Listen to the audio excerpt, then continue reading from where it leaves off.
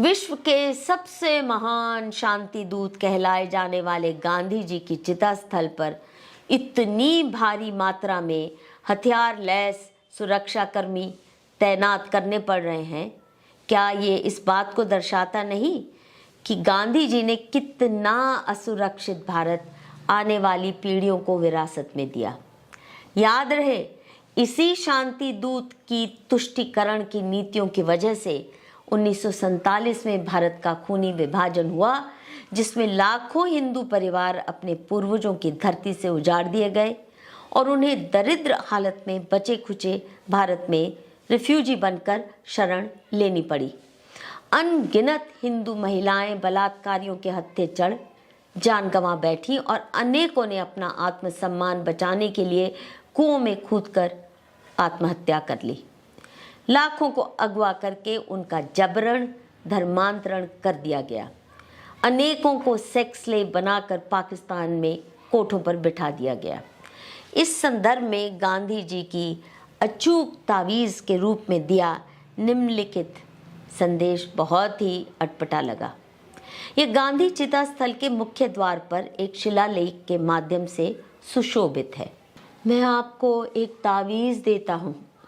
जब कभी आप दुविधा में हों या आपको अपना स्वार्थ प्रबल होता दिखाई दे, तो यह नुस्खा आजमा कर देखिएगा। अपने मन की आंखों के सामने किसी ऐसे गरीब और असहाय व्यक्ति का चेहरा लाइए जिसे आप जानते हो और आप अपने आप से पूछिए कि क्या आपकी करनी उसके किसी काम आएगी? क्या उससे कुछ लाभ होगा? क्या उस काम से उसे अपना जीवन और भविष्य बनाने में कुछ मदद मिलेगी?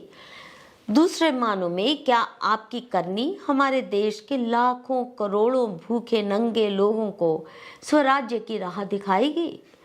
बस इतना सोचते ही आपकी सारी दुविधाएं दूर हो जाएंगी और स्वार्थ मोम की तरह पिघलकर बह जाएगा। काश ये तावीज़ गांधी जी ने पाकिस्तान से उजड़कर आए लाखों हिंदू शरणार्थियों के साथ बरती होती।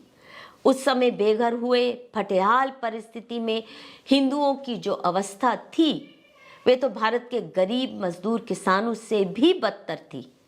परंतु गांधी जी को उन पर रत्ती भर रहम नहीं आया।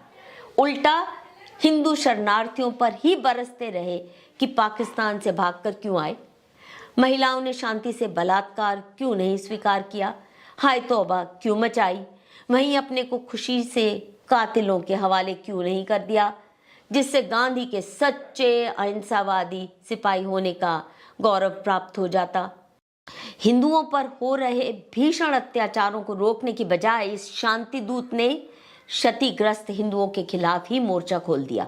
अंग्रेजी हुकूमत द्वारा पेट्रोनाइज महात्मा ने केवल कांग्रेस पार्टी के वरिष्ठ नेताओं को ही नहीं, बल्कि पूरे हिंदू समाज को ब्लैकमेल किया कि यहाँ से पलायन किए मुसलमानों को वापस बुलाया जाए, उनकी संपत्ति और मस्जिदें सुरक्षित रखी जाएं ताकि जब चाहें वापस आकर अपना कब्जा जमा लें।